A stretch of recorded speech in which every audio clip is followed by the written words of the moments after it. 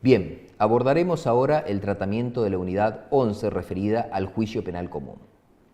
El juicio plenario es la etapa principal del proceso penal que tiene por fin establecer si puede acreditarse con certeza, fundada en la prueba en él recibida, que el acusado es penalmente responsable del delito que se le atribuye, lo que determinará una sentencia de condena y la imposición de una pena, o, si tal grado de convencimiento no se alcanza, una sentencia de absolución. Si bien se predica de todo el juicio, en realidad su núcleo esencial, el debate, es el que deberá realizarse en forma oral, pública, contradictoria y continua, con inmediación entre los sujetos que en él actúen ante un tribunal integrado por los mismos jueces desde el principio hasta el fin, que deberá garantizar la igualdad entre las partes y los derechos del acusado y decidir imparcialmente sobre la acusación. Como ya vimos en la unidad anterior, la base del juicio es la acusación, con la que se culmina en definitiva la investigación penal preparatoria, es el requerimiento fiscal de elevación a juicio. En cuanto a las fases o etapas del juicio, debemos decir que el juicio penal comúnmente se desenvuelve en tres fases: la preliminar, el debate y la sentencia. Las analizo a continuación. La fase preliminar del juicio comprende el control de la corrección formal de la acusación, tanto en los requisitos internos como en la correcta realización de actos procesales que son sus antecedentes necesarios. En esta etapa, que es conducida por el presidente del tribunal, se debe decidir las cuestiones relativas al control formal de la acusación, al rechazo de la prueba ofrecida y a los recursos planteados. El siguiente paso es la clasificación de la causa, en donde de inmediato el tribunal en pleno clasificará la causa a los fines de la asignación del ejercicio de la jurisdicción a uno de sus tres salas unipersonales o a la Cámara en colegio según el caso sea o no complejo. En el primer supuesto, cada sala unipersonal procederá de acuerdo con las normas del juicio común, asumiendo respecto de cada uno de los vocales plenamente la jurisdicción, en ejercicio de las atribuciones propias del presidente.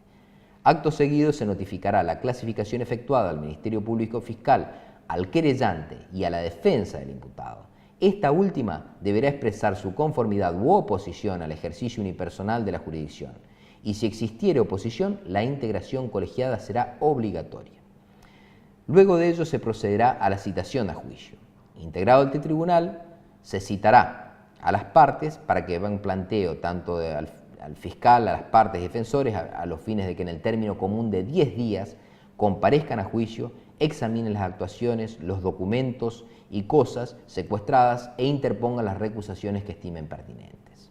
A continuación, vencido el término de citación a juicio, el presidente notificará a las partes para que en el término común de 10 días ofrezcan pruebas. El término para ofrecer pruebas es perentorio, o sea, que si el derecho de ofrecerlas no se ejercita durante su transcurso, se pierde. Y es común, es decir, empieza a correr para todas las partes a contar de la fecha en que se notifica a la última de ellas, con el fin de resguardar la igualdad de partes. En cuanto a los requisitos de ese ofrecimiento de pruebas, debemos decir que el Ministerio Público y las partes deberán realizarlo por escrito, mediante la presentación de una lista de testigos y peritos con indicación de sus datos personales como nombre, profesión y domicilio. Asimismo, deberá en ese acto ofrecer cualquier otra prueba, informativas, documentales, reconocimiento de personas, de cosas, etc., para que sea recibida en la investigación suplementaria o en el debate o incorporada a este por su lectura según corresponda. Luego de ello, se dicta el decreto de admisión y rechazo de prueba. Cabe recordar al respecto que si bien el Código acuerda al Ministerio Fiscal y a los sujetos privados un verdadero derecho de ofrecer pruebas, al presidente del tribunal le corresponde el de recibirlas, con la única excepción de aquellas que fueran evidentemente impertinentes o superabundantes. Si se diera este último supuesto, la Cámara en pleno, en los casos de integración colegiada y por auto fundado, deberá rechazarla conforme lo señala el artículo 356 del Rito Nacional.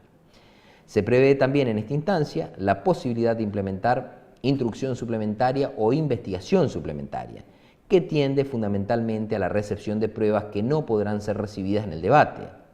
Solo puede ordenarse a pedido del Ministerio Público y de las partes privadas, nunca de oficio. Los actos que fueran practicados por esta vía deberán ser incorporados luego al debate mediante su lectura. Luego de ello, vencido el término de citación a juicio y cumplida eventualmente la instrucción suplementaria, se produce la designación de audiencia. En tal sentido, el presidente fijará día y hora para el debate, con intervalo no menor de 10 días, y ordenará la citación del fiscal, partes y defensores y de los testigos, peritos e intérpretes que deban intervenir.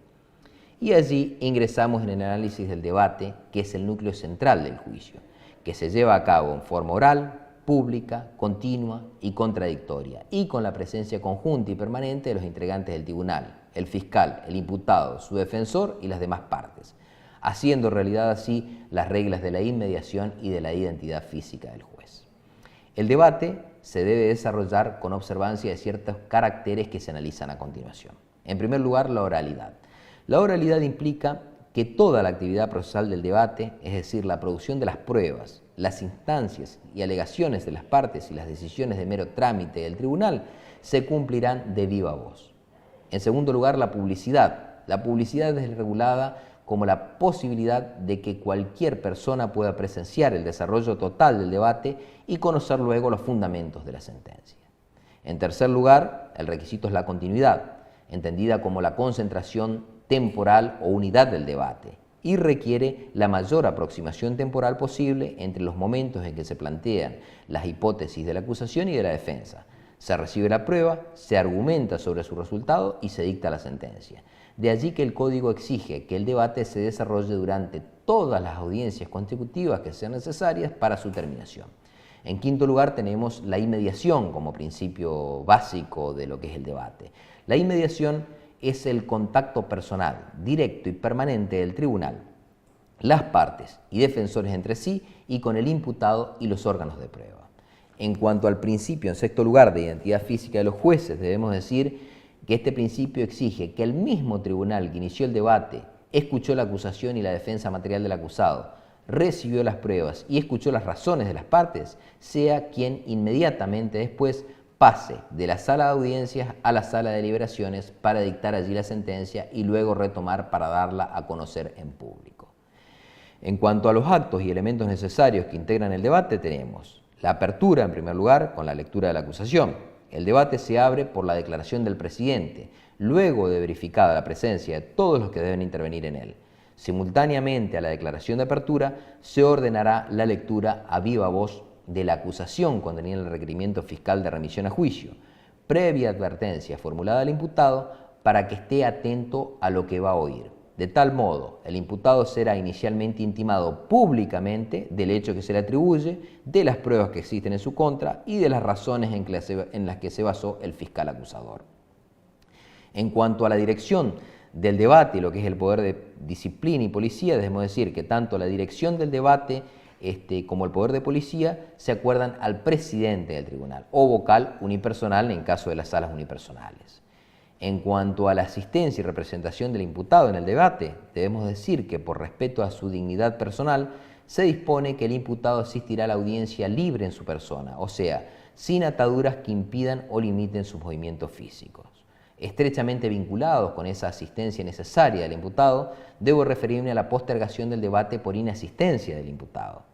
La prohibición del juicio en rebeldía presupone, como integrante de la inviolabilidad de la defensa en juicio, el derecho del imputado de intervenir personalmente en el debate de su caso.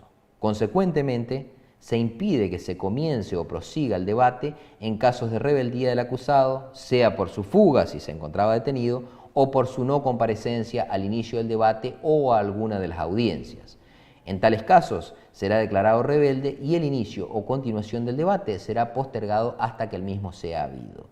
En cuanto a las declaraciones e intervenciones del imputado durante el debate, debemos tener presente que después de la lectura de la acusación o de resueltas las cuestiones preliminares, se concede al imputado la posibilidad de ejercer su defensa material, o sea, la de declarar.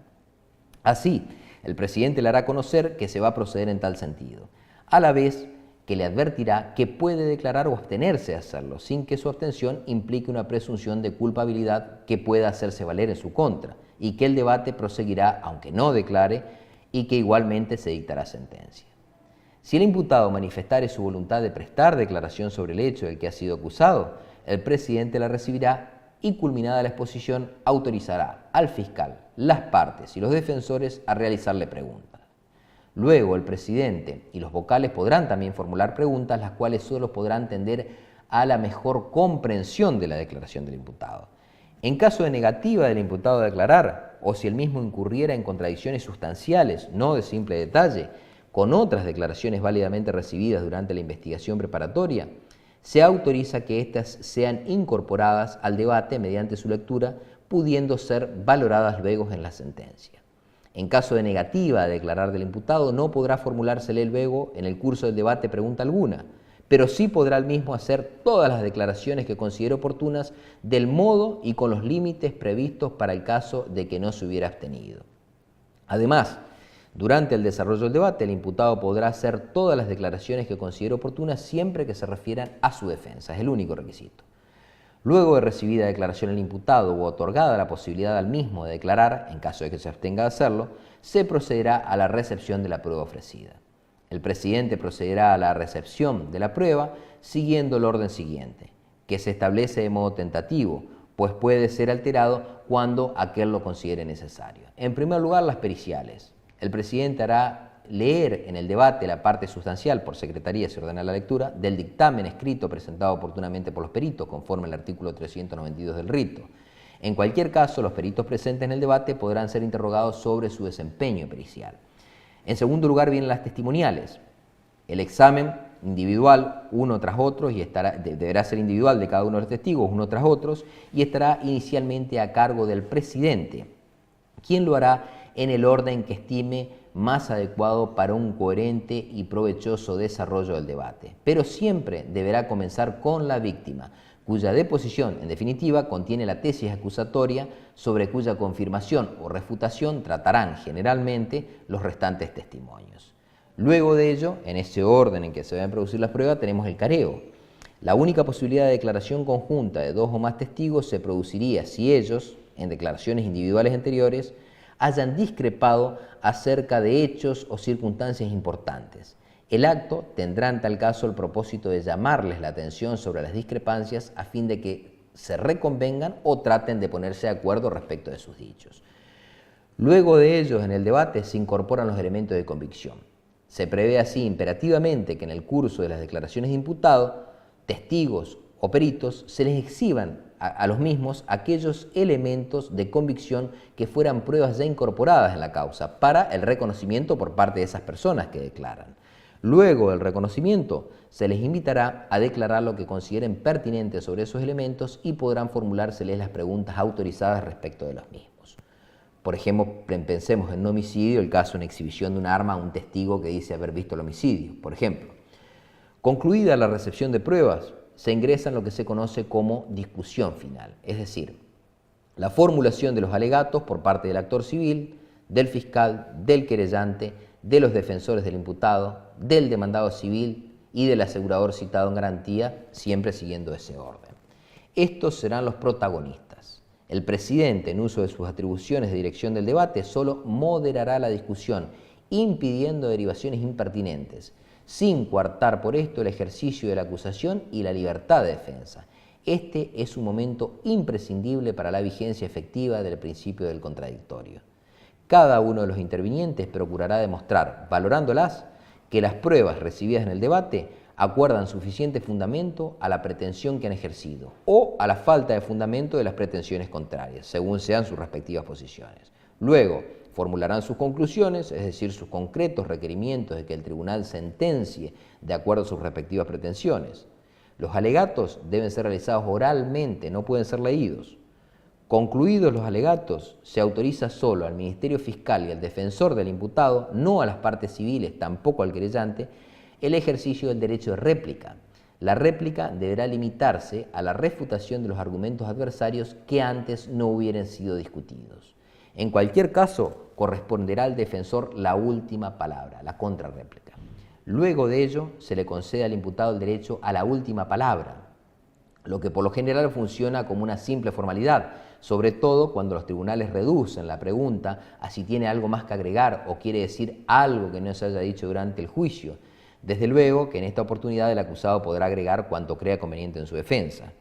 Por último, se da el cierre del debate por parte del presidente del tribunal y si interviniera un tribunal colegiado, a continuación se establecerá el orden en que sus miembros emitirán sus votos.